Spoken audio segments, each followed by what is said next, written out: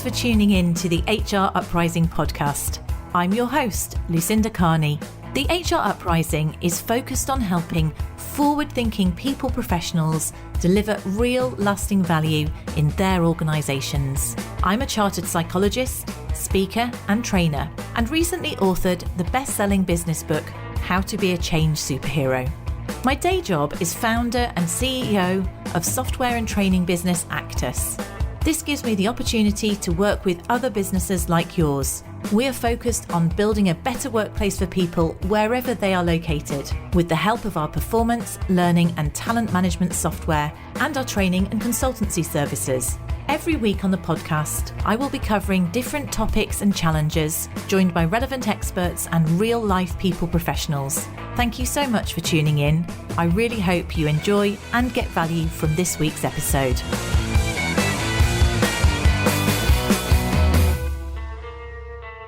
And welcome to this week's HR Uprising podcast. And this week I have Fay Wallis with me. A number of you, I'm sure, have already come across Fay because she's the host of the HR Coffee Time podcast, which is going from strength to strength. Just celebrated your 100th episode, Fay, haven't you? And I can see you've got loads of followers doing brilliantly in the podcast charts. So if by any chance any of my listeners haven't heard her podcast, I do recommend you check it out. Now, your role also, you're a career and executive coach. And when we were talking more recently, you were basically sharing, Fay, that actually more and more of what you do is coaching HR professionals. And I'll let you explain a little bit about your background there. But that's what we thought would be a really useful topic, because you've identified there are 5 recurring themes, pain points for those HR professionals that you work with. So we thought we'd dig into those and share some tips, because we're sure it's going to be applicable to people out there. So Fay, over to you. You give us a little bit about your background and what you do. Well, first of all, thank you so much for having me on the show, Lucinda. It feels slightly surreal hearing you say the whole introduction for me, because I have been listening to your podcast for years and have heard you introduce so many other people. It's just a really wonderful feeling to hear you introducing me. Thank you so much for having me. It's a pleasure.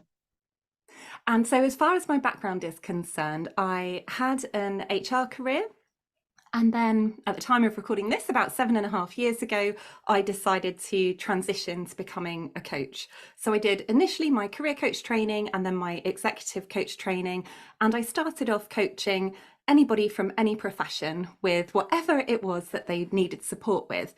But over time, I found I had more and more HR and people professionals coming to me for support, which was partly because of my HR background. So it meant that I really did understand a lot of the challenges they were faced with. But it was also because I had started creating some materials and resources to help the HR community. So you've already mentioned one, which is the HR Coffee Time podcast, which is primarily a career advice and professional development advice podcast for the HR community. But I also have a resource called the HR Planner. There's a free version of it available as a downloadable PDF, and there's also a hardback version available. And that is an A4 desk diary, really, that is way more than a diary. So it's a way of planning out your career and work goals for the year and staying on top of them all. So that's a very brief summary of what it is and who I am. But I suppose one other thing to mention is that from coaching a lot of people from the HR and people profession, I started to notice these themes coming up again and again and again, some of which are what we're going to talk about today. And so after identifying that, I created a group program, which is called Inspiring HR, which takes a group of people and focuses on helping them learn more about solutions to those challenges, as well as having time for coaching and reflection and getting to know everyone else in the group, so they have that peer support as well. Oh, that's lovely. So we'll obviously put links in the show notes to your HR planner and these other things that you're talking about. And obviously people can look you up on various social media to talk to you. So I was thinking actually, without giving any spoilers away of your top 5, because I know what they are, how that links quite well with your HR planner approach, doesn't it? So the number one challenge that you're saying is about time, is the first one you were talking about, the first one we want to explore, certainly. People don't feel they've got enough time. What would you say the problem is that people tend to come to you with? Time management is definitely the biggest challenge. And actually, that's not something that we look at in the Inspiring HR Group programme, because of the planner and all the resources around the planner, and people will sometimes come for one-to-one support around that. But I'm sure that almost everyone listening, if they're in an HR or people role, will be able to identify with that challenge, because HR is such an important function, and it's so in demand and it's so busy, because you can be as planned and as organised as you want to be, but unfortunately there's always going to be a firefighting element, because we just can't predict what sort of challenges are coming up. And I think that's one of the biggest things that can create challenge, because often people will feel really frustrated, like, I really wanted to get an HR strategy or a people plan done this year, but I just don't seem to have done it because I'm constantly busy throughout the day. All these bigger projects that I'm really passionate about and that will have a huge impact on my career just don't seem to be happening. So that's often something that people come to me with. It can be really tiny challenges. Well, they're not tiny, but they sound tiny, like email inboxes being completely out of control, or just competing demands from all different people around you. It depends on your level of seniority as well, I think, what the exact challenges are that you're faced with. But yes, that is definitely a challenge that I hear again and again. And would you say, with the time management, you just mentioned seniority, would you say that time management it is equally a challenge to someone in a more senior HR role as in a more entry level role? Is it across the piece? Yeah, definitely. You have to learn different skill sets along the way, I think, to help you with this. And there is no one magic quick fix solution to the challenge, no matter what level it is that you're at, because it's going to partly depend on your personality type as well. But there are lots of tools and techniques, and by being more aware of yourself and how you're behaving and how you like to work and what helps you stay on track, once you start to figure all those things out, it becomes much easier to get into a rhythm with these things and feel like you're running the day instead of the day running you. So if you're going to give a couple of useful tips that along those lines that someone might do in that area, what would you suggest? There are so many things that I could suggest, I guess, depending on the challenge. So if you are just feeling completely overwhelmed, one really helpful thing to do is to do a time audit. And everyone thinks, oh no, please don't make me do that. And that is literally where you track where your time is going. So if you're very, very good at using Outlook, and everything in Outlook really is everything you're doing, that can be a quick, easy way of having a snapshot of what does your typical day look like? What does your typical week look like? What does your typical month look like? And then you can start to realize where the challenges are. And often when you get to a senior level, it can be, well, I'm just in meetings all the time. I haven't got time to do any of the work that I'm supposed to be delivering. So of course, the first question is, okay, then, which of these meetings need to change? Which of them can you cut out? Which of them could you make shorter? Which of them could you send someone else from your team on and give them a real development opportunity? And when you're looking at your calendar, it can feel very overwhelming, and you can think, oh my gosh, I'm never going to get this sorted out. There just isn't even a gap in my calendar for 3 months. So it's about saying it doesn't matter if there isn't a gap for 3 months. That means that you can start planning to take control of it in 3 months' time, because those 3 months are going to fly by. And lots of these techniques are things that I've tried for myself, because someone said to me the other day, oh, you always teach the things that you need to learn the most. And I think so many of the things that I create or talk about are there because they're challenges that I've really experienced personally as well. I have huge empathy and sympathy for anyone going through these challenges. So I've tried doing the time tracking, and then or the time audit, and then realized, oh my gosh, I've really got to make some changes, but seen I haven't got a gap in my calendar for ages. But then being able to say, okay, if I look then 3 months in the future, if I was to imagine my calendar looks exactly how I want it to look, what's it going to look like? And then you can start planning that out. So if you're feeling incredibly guilty, you've not been having one-to-ones with your team, you can start putting them in there for the future and really setting firm boundaries over keeping them in. if there's a recurring meeting that feels like you just don't need to be there, it's a bit pointless, there isn't a clear agenda, everyone's just having a chat, you can get in touch with the organizer and say, look, I'm making some changes, I'm not going to be attending that meeting anymore. If there is a big project or a strategy or a plan you want to be working on, you can start putting blocks of time into your calendar for the future, so that in 3 months you suddenly realize you are feeling way more organized and on top of everything. And I think talking about these things with your team as well can be incredibly powerful. It's such good role modeling to be doing for everybody else as well, to be putting those boundaries in place. But there's lots of other things I can share as well. They're just a couple of tiny ones. Yeah, brilliant.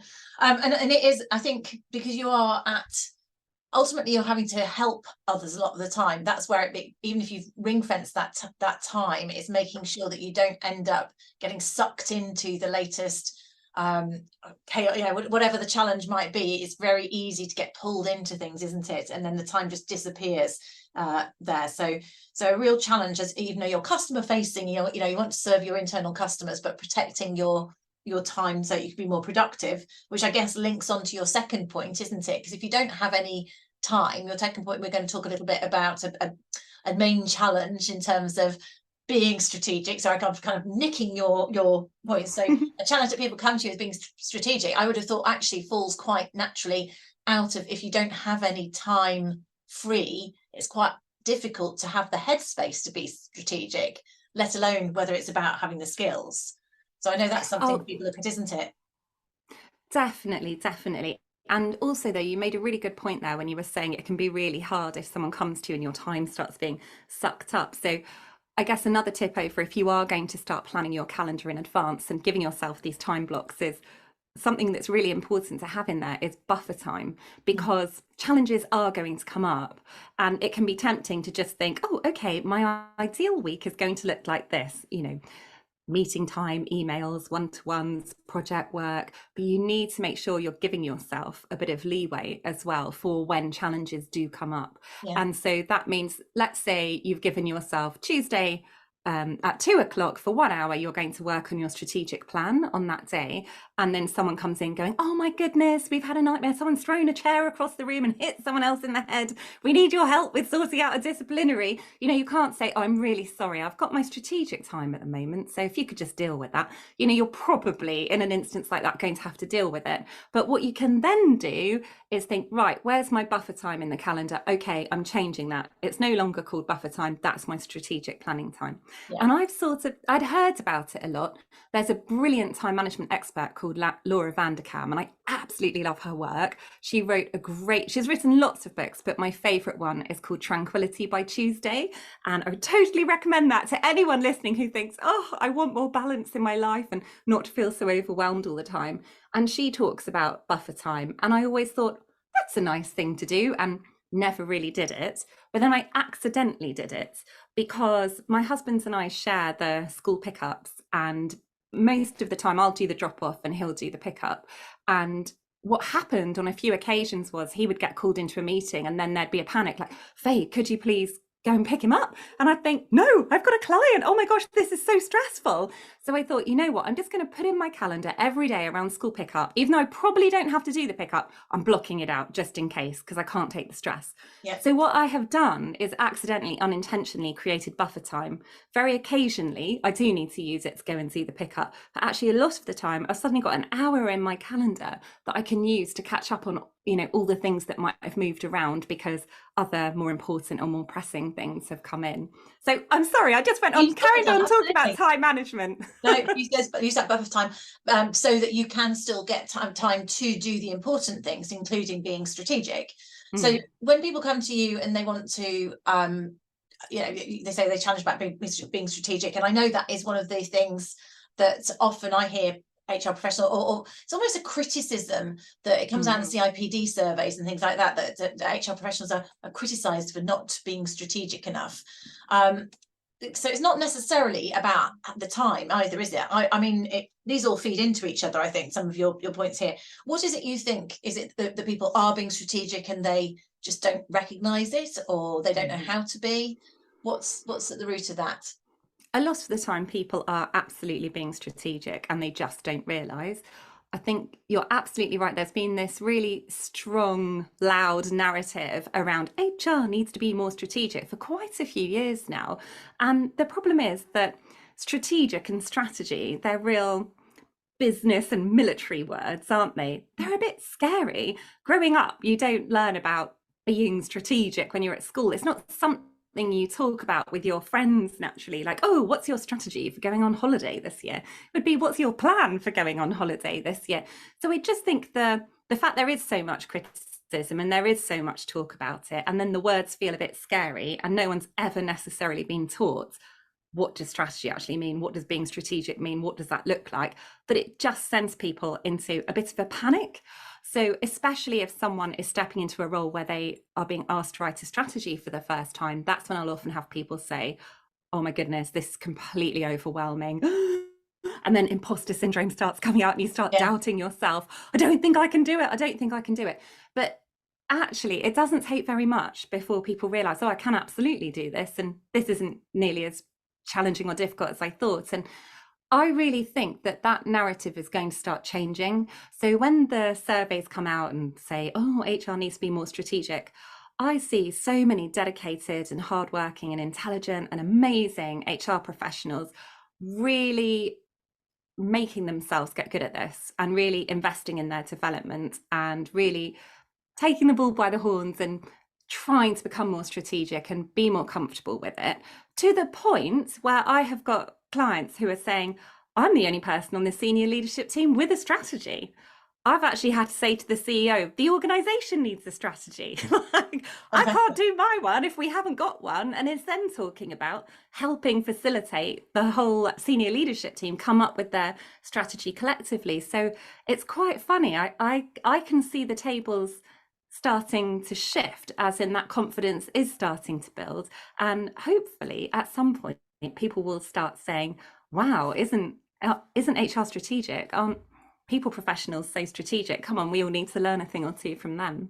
I like that. Let's get aspiring to it. And you're absolutely right. It's really common, isn't it? People think that they're not being strategic, but then actually they need to go and ask the questions of the senior leader, you know, what is our business? Because to be strategic from an HR point of view, as far as I'm concerned, you need to be aligning your people strategy with your business strategy. And if that doesn't exist or is unclear, then it's really hard to do it. So those sort of questions that we can ask can really help the business go forward. And you're right, also very often the HR professional has got the facilitation skills to help make these things happen as well, which again, that's great, because that helps you demonstrate other value in terms of more than just sort of tactical fixing things, showing the rest of the organization how to be more strategic. So so we've talked about time management, we talked about being strategic, where almost it's more just of a belief thing, overcoming the imposter in terms of that. What would you say, what's your next top topic that comes up regularly? Well, linked to that is confidence. In fact, linked to probably everything that we're talking about is confidence. And confidence is such a funny thing. And I think at some point in all of our working lives, everyone is going to have had a dip in confidence at some point. But what I'll find happens is often it occurs at a point of transition. So if someone is facing redundancy, or they're coming back to work after having had a career break or having had a baby, or they're stepping up into a more senior role, then they suddenly get floored by these feelings of, oh my gosh, I can't do this, or I'm not good enough, or everyone's going to realise, or I just can't see the way forward at the moment. This all just feels like it's going to be a mess. So the confidence thing, I can't tell you, I'd say probably 95% of people who come to me for coaching at some point or another will say that they just wish they felt more confident. So that is one of the focuses that we really laser in on my group program, because I just know how important it is. And actually, when you do start addressing that, it has such a positive impact, not just on your work life, but on your whole life, really. And how do you address confidence with people? What sort of things would you do to help people find it? I keep on thinking I should probably do like a whole confidence building program, but I don't know if that's going overboard. So it's often really small things can make a massive difference, but it's just about, again, that self-reflection and being aware. So with the time management, I said about, oh, you can do an audit of what your day looks like, etc., etc. But part of that that's really important is also actually knowing yourself. So for example, I'm someone who really thrives with accountability and deadlines. If I don't have those two things, then I don't really I'm not very good at getting things done. But I now that I know that, I make sure I put them in place all the time. And then I do get lots of things done. So like having the podcast, Apple Podcast says the day that the podcast is released. So that's massive public accountability for me around that, for example. But it's the same thing with confidence and knowing yourself. And okay, then what is triggering those feelings? What is the event? What is happening? Trying to really get to the root of it, because the way a lack of confidence shows up for one person might be very different from someone else. And so the way you want to address it might be different. But having said that, there are certain things that I see coming up again and again, and concepts that I think can be useful in almost all situations. So one thing I talk about quite a lot is this concept of fixed mindset and growth mindset. I think you might have covered that on the podcast before, Lucinda, have you? Has it come up before? It certainly comes up, Carol Dweck, isn't it? That sort of thing. It's certainly very relevant.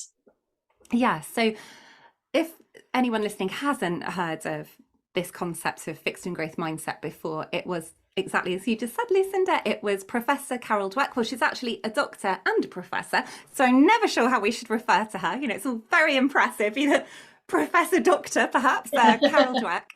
She did loads and loads of research and was really surprised by her findings. And she started off the research with children. She set them challenging tasks, and then she gradually made the tasks harder and harder to the point where they were almost impossible. And she just thought everyone would give up, all of the children would give up, but they didn't.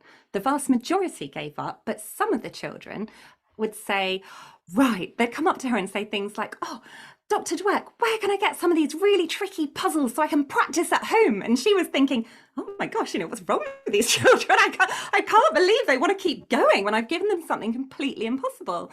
But the more that she researched it and the more that she tracked this across all different ages, she realized that what happens for a lot of us is we have a fixed mindset. And I definitely had a fixed mindset earlier on in my career. Well, really, until I read her book, to be honest, where you tend to think that you have got innate talents and that you're therefore naturally good at some things, which means you're not going to be so good at other things. And everyone else around us is the same. And that if you succeed, it's partly down to your innate talent. But what she was saying is, no, that's not actually true. It's also down from testing and learning and perseverance and keep on going when you get knockbacks. And she called the first thing fixed mindset, and then the opposite of that. So those children who are going, woo, give me some more puzzles I'm never going to be able to solve, but I'm going to keep on trying until I can. That's a growth mindset. And when you start to look at the world in that way, when you stop looking at things as I have really succeeded or I have really failed, and stop being quite so binary about it, it opens up a whole world of opportunity. And I found that just so incredibly helpful to think, okay, right, instead of having to think I've got to get this 100% perfect or I'm a failure, it reflects on me, that's something I thought I was good at and it didn't go well. Oh my goodness, fixed mindset, I'm just going to give up and stay in my little box. Instead, what I really try and say to myself now is I'm just going to test and learn. I'm going to try an idea. I'm going to see how it goes. If it doesn't work out or it doesn't go as well as I'd hoped, I'm not going to really beat myself up and say, Faye, you're a failure, you're useless, that's a disaster, give up now, everyone else is so much better at this than you. Instead, I'm going to say, what can I learn from this situation? Not what are the failings, what are the learnings? And then I can adapt and change and try again. And I think that the impact that can have is just massive, because so much of the time we're holding ourselves back and we don't build that confidence because we kind of stop at the first hurdle. So that's probably the thing I'm most passionate about when it comes to confidence, but there are lots of other things as well. We can be our own worst enemy, basically, can't we, though, in that situation then? So because we're actually almost holding ourselves back because you want it to be absolutely perfect. If we link that then to the strategy, or I don't want to, that it might not be the perfect strategy, you can see how we go into a negative spiral potentially. Or as you say, if we've got this growth mindset, we can spiral up and it will build our confidence, because it's not about being perfect. No, it's not about being perfect, and it's not about innate talents either. So many skills. I used to think people are just naturally good at stuff, and I wasn't. And I had someone at work in my former HR career, there was someone I worked with who was just famous within the organization for his negotiation skills. He was amazing, to the point where I was walking down the corridor one day and said, "Oh, by the way, this person's looking for you." And I was so shocked by the reaction. They went, "Don't tell him that you've seen me." I said, "What do you mean? I thought you really liked them." And he said, "No, he's the best negotiator in the world. I know he wants loads of resources from me and I can't give them to him, but I'll spend 2 minutes with him and suddenly I'll be giving him everything and more. Don't let him come anywhere near me." And so I said to him one day, "Oh my gosh, I so envy you. It's incredible. I just don't have negotiation skills." And he looked at me and said, "I've just had loads of training and I've worked really hard at it, Faye." And I guess that was the beginnings of beginning to realise that actually I was really holding myself back on a lot of stuff because I just think, I'm not good at that. I'm not good at that. I'm good at that, but I'm not good at that. When actually, although it never, I don't think negotiation skills are ever going to be something that I find really, really easy to do, but I can learn about them. I have been on a training course. I know a lot more now. It's completely different. Yeah, it says motivation plays a part and it doesn't end personality, but you don't need to cut yourself off altogether from it. You could get to a certain level of it. Great. Okay, so time management, being strategic, building up that confidence, they all link together as well. You can see how these all flow from each other, flow into each other and out of each other. What's your fourth top conversation? The next one is about HR not being valued. So it might be that particular person doesn't feel valued in their role, even though they're working incredibly hard and putting their all into the organization and into their work. Or it might be that they just feel the function isn't as valued as other functions within the organization. But as you were just saying, all of these things start to play into each other, and self-awareness and understanding how different we all are can really help with this, because actually the fifth thing is a tricky person to deal with. So a lot of the time I'll start the conversation by saying, what is it that are your challenges at work? What is it that you want to work on for coaching? And they'll start saying something like confidence or HR not being valued, or I'm new in this role. And then just before the end of the call, they'll say, "Oh, I don't know if this is relevant or not, but there's this really difficult person that I have to deal with." And I'll say, "That's absolutely fine. Don't worry. It comes up all of the time." And often it might be that perceived difficult person who is contributing to them not feeling like they're valued. Because not feeling like you're valued shows up in all sorts of different ways. It might be you're not being invited to meetings that everyone else at your level in different function is being invited to. You might not be being offered the same, I've seen this happen, not the same car allowance as everybody else at the same level as you. It's like these tiny little things that can start to chip away at your confidence. And it might be that you do your HR strategy and someone else within the senior leadership team or someone else who you find challenging to work with says, "Well, that's a load of rubbish," or "Yeah, that's fine. I'm not doing that. That doesn't matter. You just don't really understand how this business works," etc. So actually the two last things are often very, very much intertwined and interlinked. And I just find that heartbreaking, because I know how hard people are working. I know how much they care about doing a really good job and really making sure that the organization succeeds and that the people within it thrive. So it's awful when you hear people talking about that being their experience. And that's a really tricky one. I mean, you can see that then it makes you less confident, and then you might be less strategic, and therefore you're not going to be valued as much, because you perhaps end up being more tactical and running around, not managing your time effectively. So you can see how it's a vicious circle as opposed to a virtuous circle. So what kind of things, where do you start with that? If you're working with someone and you're coaching them, do you start by understanding that difficult person, or do you start by thinking, are you valuing yourself, or what could you do to be valued? Where's your entry point? So I'll normally ask if they can share a recent example of when this behavior or this challenge has shown up. And so they'll talk me through it. So maybe something's happened in a meeting or on a call or in a group. It really could be completely different from each person. But as they're talking, I will often get a sense of the other person who they're having the challenge with, and also of what their default response is to them. And then a tool that can be, so, well, first of all, we'll just end up talking about it. And I think even just having, because normally that person is so busy, just having an hour to sit and talk and take all those things that have been swirling around in their head and say them out loud to someone else who's empathetic and interested and there to support them, it can already give them ideas straight away. So they start saying, well, this happened and this happened. And then they'll think, oh, do you know what? I've forgotten that he mentioned that he'd been traveling that weekend, and so he'd have had no sleep when he came in this morning. Or they'll say, oh, do you know what? I was so adamant on getting my point of view across. I don't think I asked them anything about their projects. Or do you know what? Like these what's the word? Realizations. Yeah, these light bulb moments just come from talking out loud sometimes. So sometimes I don't have to do a huge amount apart from sit there and ask the questions and listen. Whereas other times I might want to introduce a profiling tool or a framework or a methodology that I think they'll find helpful. So I'm accredited in using DISC, which for anyone listening, they may be familiar with that, or they may have heard of Insights, which is the same thing. So Insights uses colours, whereas DISC uses letters. So if anyone listening has ever had their Insights profile done or has heard of Insights, they'll know that there are 4 different colours. You've got red, yellow, blue and green, and it's exactly the same for DISC, but you have letters instead of colours. So D from the DISC is red, I is yellow, S is green and C is blue. And the idea behind it is it's not a personality profiling tool, because it's impossible to profile our personalities because we are all unique and different.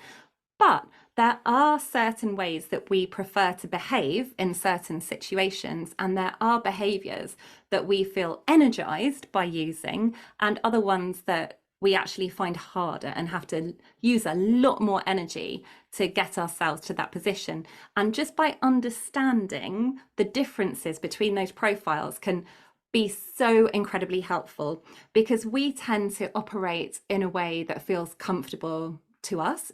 So for example, I'll give you an example. So I have quite a lot of I in my profile, a lot of yellow, which means I'm happy talking, I'm happy coming up with ideas. But so in contrast, if I'm in a meeting or meeting someone who has more of a C profile, they tend to be a lot of the time a lot quieter, a lot more reflective before they speak, and much more interested in data and facts, where I tend to be more focused on people and emotions. So you can already see straight away, just by describing those 2 slight changes in focus, like different ways we get our energy, that there's potential for conflict. And I remember the very first time I had my DISC profile done, it was years and years ago, before I was accredited in it. And it said, some of your strengths are that you can talk to other people very easily. You can often put people at ease. It's a good idea to make sure you're inviting people into the room or introducing everyone in a meeting. That's your strength. But it's also can be your weakness when operating with other profiles. You can come across as flamboyant. I really remember that word. I was like, flamboyant? Am I coming across as flamboyant? Or overly talkative, or taking up too much oxygen in the room. And so just being aware of that means that I adjust my behaviour when I meet someone and I realise they're the complete opposite profile to me. I will stop and pause more, and I will invite them to share an opinion, rather than what I used to do is think, oh gosh, this person's being so quiet, the poor thing, they must not know what to say. That's okay, I'll just talk some more and think of some more stories to share with them, when actually they just are desperately hoping I'm going to stop and give them a bit longer to think before they come up with a response. So that can be really powerful. And I'll say, where do you think this person you're finding challenging sits within this framework? And often they'll say, oh, they're on completely opposite end to me. I realise now, perhaps there are ways I could adjust the way that I'm communicating with them, adjust the way I'm presenting ideas to them, adjust the way I'm running meetings with them. And just these tiny tweaks can make such a powerful difference. And then if you build that relationship with them, or finding out how I'm thinking back to the being valued thing, if you can start to sort of talk their language or not at cross purposes, then actually you may end up creating a position in which you are actually valued with them, or you build a valued relationship. So it's very often it is our opposite types are our biggest challenges to work with. It's, you know, whatever color or profile we are, it's often those opposites can be the most challenging, but actually the best to work with once you appreciate each other's strengths, because you tend to be good and like different things, don't you? So they can be brilliant to work with. Yeah, it's so important. And really, for any team, you want to try and have a balance of all of those different things. You can't have a whole load of people whose preference is to just coming up with loads of great ideas, but then never finishing anything.